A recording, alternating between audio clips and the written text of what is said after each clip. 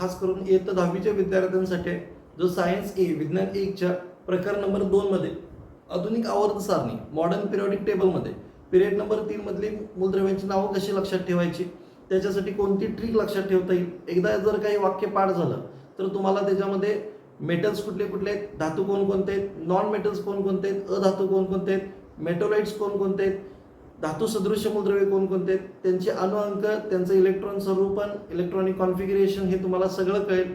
त्याच्यामुळे हा व्हिडिओ शेवटपर्यंत पहा आणि आवडला तर नक्की या व्हिडिओला शेअर करा. तर बघा फ्रेंड, आधुनिक आवर्त सारणीमध्ये जे पिरियड नंबर 3 आहे, आवर्तन नंबर 3 आहे, याच्यामध्ये जे 8 मूलद्रव्य आहेत त्यासाठी एक वाक्य मी बोर्डवरती लिहिलेलं आहे. नागोबा मगाशी आला, सीमाला पाहून सरळ क्लिअर आरडला. वाक्य पुन्हा एकदा समजून घ्या. नागोबा मगाशी आला, सीमाला पाहून सरळ क्लिअर आरडला. तर हे आपण शिकणार पिरियड नंबर 3 मध्ये, आवर्तन नंबर 3 मध्ये. मूलद्रव्यांची नाव आहेत. तर कशी लिंक लावतोय बघा आपण याची. तर पहिला जो शब्द नागोबा दिसतोय, नागोबाचं पहिले इनिशियल जर घेतलं तर त्याला म्हणतोय आपण Na. त्याच्यानंतर मगाशीसाठी जर वापरलं तर या ठिकाणी आपण वापरतो Mg. त्याच्यानंतर आलासाठी जर आपण वापरलं तर या ठिकाणी आपण वापरतो Al. सीमासाठी आपण वापरतो Si. प साठी पहिलं लेटर वापरायचं P. त्याच्यानंतर सरळसाठी पहिलं लेटर वापरायचं S. क्लिअरसाठी पहिलं लेटर लक्षात ठेवायचं Cl आणि आरडलासाठी लेटर लक्षात ठेवायचं Ar. आता तुम्ही म्हणणार हे काय, तर या ठिकाणी जे आपण नावं लिहिलेली आहेत ही मूलद्रव्यांची नावं आहेत. जसं पहिलं नाव Na म्हणजेच आपण म्हणतोय सोडियम. Mg म्हणजे आपण म्हणतोय मॅग्नेशियम.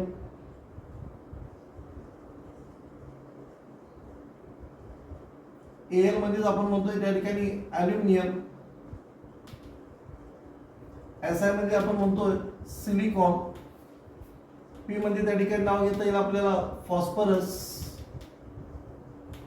S साठी नाव घेता येईल आपल्याला सल्फर.